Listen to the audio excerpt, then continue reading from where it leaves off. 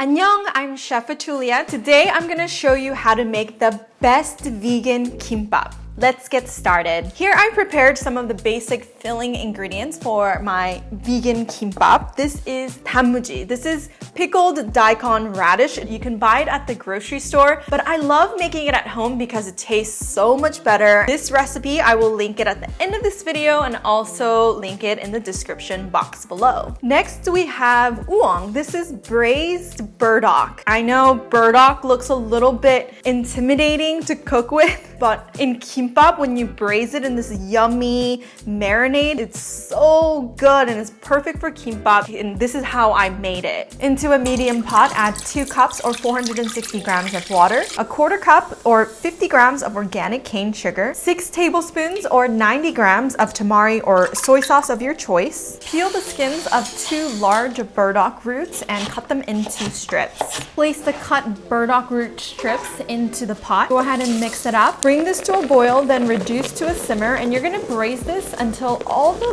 liquid has been absorbed by the burdock. You wanna stir this occasionally, and it's gonna take about 30 minutes for all the liquid to be absorbed. Once all the liquid's been absorbed, turn off the heat and go ahead and add 2 teaspoons of roasted sesame oil and 2 teaspoons of roasted sesame seeds, and our burdock is done. The rest of the ingredients for our kimbap is really easy. We're just gonna make it in one pan. So I have here some julienne carrots, which I'm gonna saute in my pan with just a little bit of oil.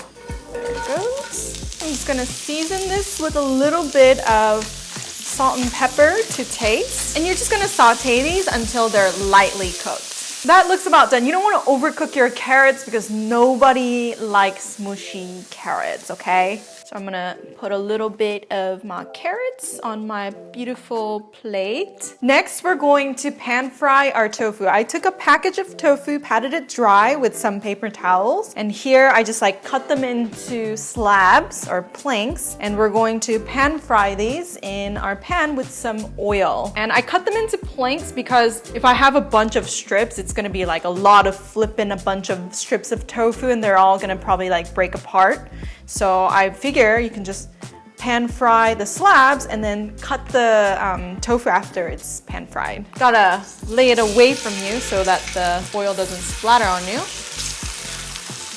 Season them with a little bit of salt and pepper on both sides. Flip them over once it's golden brown.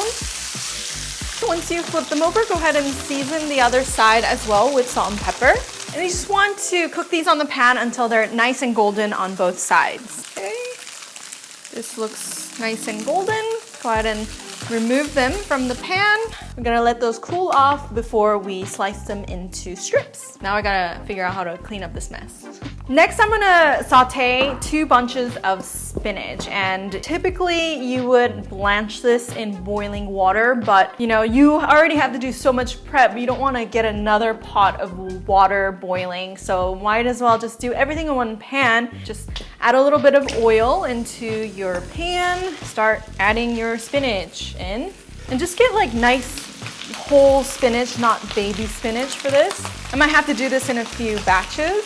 And no need to season it at this point because the spinach is gonna release a lot of water and we're gonna need to wring out all that water before seasoning it and putting it into our kimbap. You don't want a soggy kimbap, you know what I mean?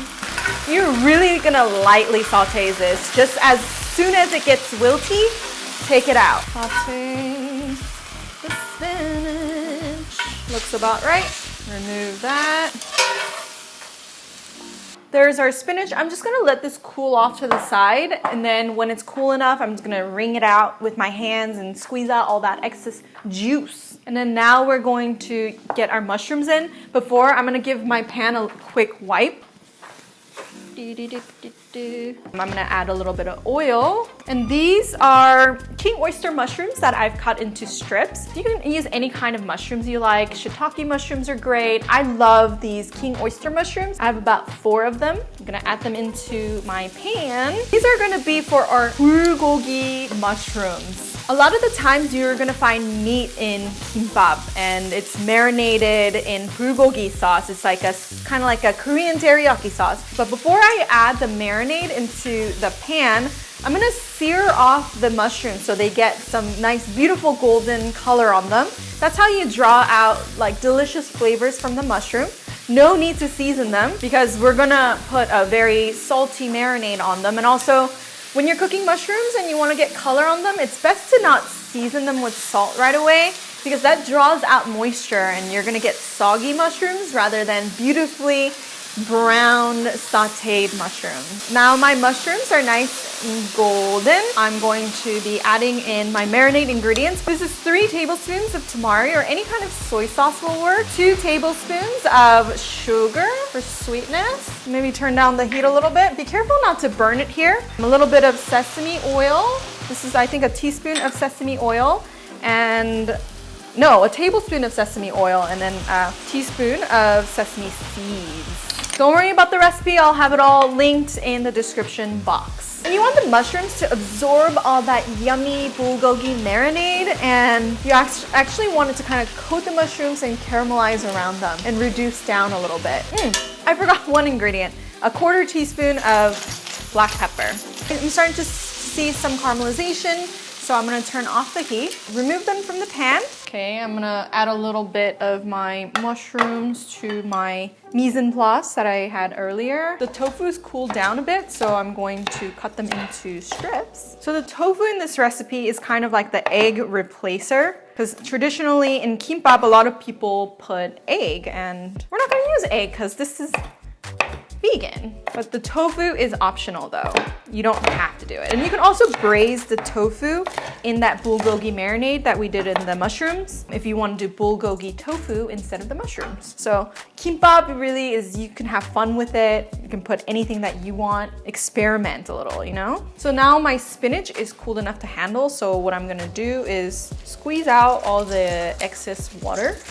You're gonna wanna season your spinach with a little bit of salt, some sesame oil, and some sesame seeds. You're just gonna get your hands in there and mix up your spinach. Like every ingredient should be flavorful and seasoned well. Back to our mise en place plate. Put some spinach here.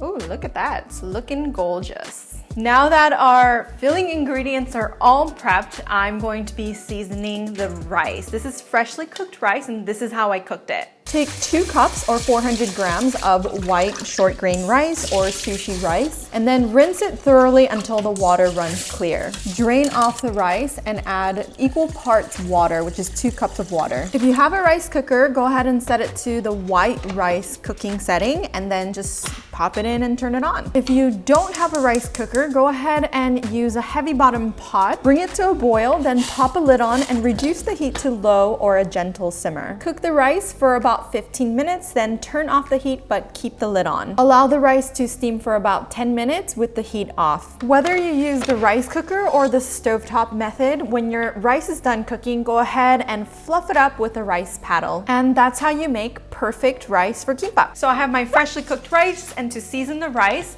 I'm going to be adding in a teaspoon of salt, maybe a little bit less than a teaspoon. Just season it to taste. And I'm gonna add 2 teaspoons of roasted sesame seeds and then 2 teaspoons of roasted sesame oil. Okay, and you're just gonna take your paddle and mix your rice until everything is well coated. The key to making kimbap rice is that the rice on its own like this should taste bomb. And if for some reason you have some leftover rice, this is so good if you just roll it into a ball and make it into 주먹밥. And now I'm just gonna gather all the rice towards the center of the bowl. Ta-da!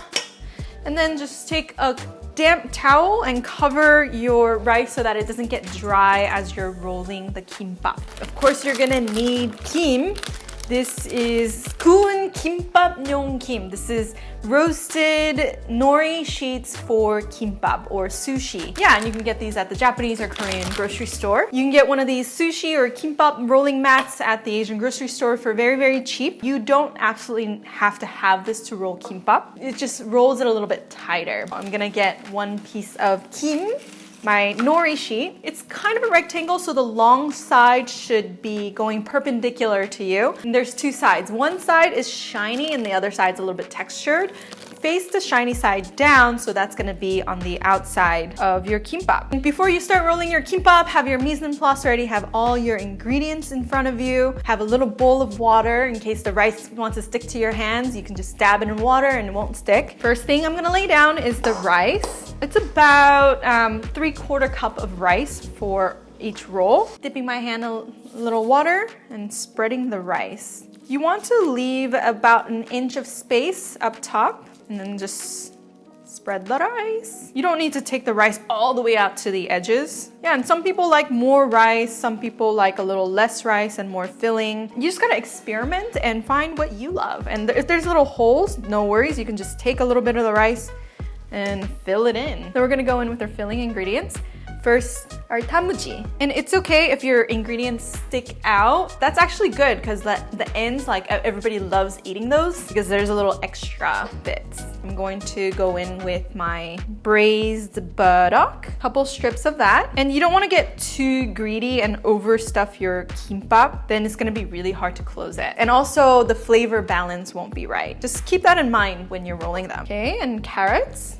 The thing about kimbap is it not only should taste good, but it's like that visual too. When you cut into it, you get all those different colors. I'm gonna add a little bit of the mushrooms. Okay, I'm gonna go in with a little bit of tofu and some spinach. And then rolling, don't be intimidated. It's super easy. You just wanna take the edge that's closest to you, fold it over while squishing all the filling ingredients down.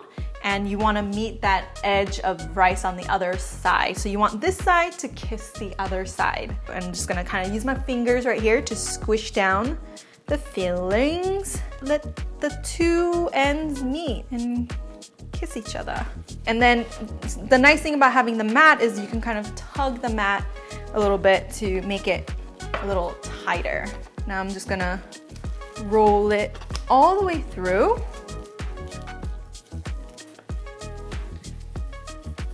Roll the mat up and give it a, gentle but firm squeeze. And voila, there is my beautiful kimbap. You don't need to worry about putting anything on the edges of the nori to get it shut. Just have the seam side down and place it aside for a few minutes. The moisture from the ingredients from the inside of the kimbap will seal it shut naturally for you. Okay, shall we try another one? Get the rice on there, spread it out. This time I'm gonna make a simple version. Feel free to play around with different combinations of fillings for kimbap. I'm gonna go in with 단무지 again, putting one on one end and the other on the other. Now I'm gonna put in a few strips of burdock. Okay, and then I'll do a little spinach this time. And then we'll put some carrots. So let's roll this one up. This is very simple vegan version. The reason why you want to roll it tight as possible, if you can, is so that when you cut the kimbap, your filling ingredients are not like loosey-goosey falling out of your kimbap. Okay, gentle but firm. Squeeze. Voila, there's another beautiful kimbap. Seam side down. Place next to my other everything kimbap. This is everything kimbap. This is like simple kimbap. If you want to keep it very, very simple for yourself, less ingredients to prep, it's a little bit easier. Now we're going to cut the kimbap, but before we want to brush the outside very lightly with some roasted sesame oil. Give it that nice glassy sheen. Beautiful. You don't need one of these pasty brushes. You can just literally rub it with your hands. Get my knife. It helps if your knife is a little bit wet. Some people put a little bit of the oil, but most important is you need a sharp knife. The seam side down. I like to cut kimbap into 10 pieces so that it's easier to eat. Okay, right there is good.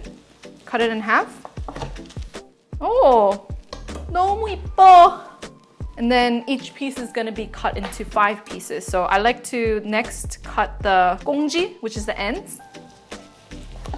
And then cut this piece in half and cut those in half.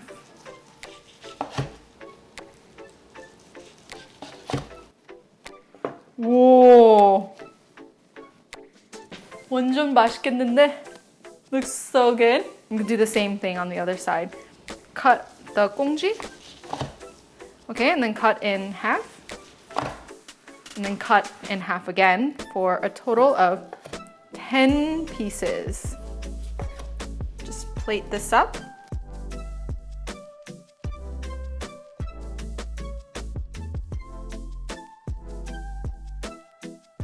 And there is our kimbap. Let's try the everything kimbap.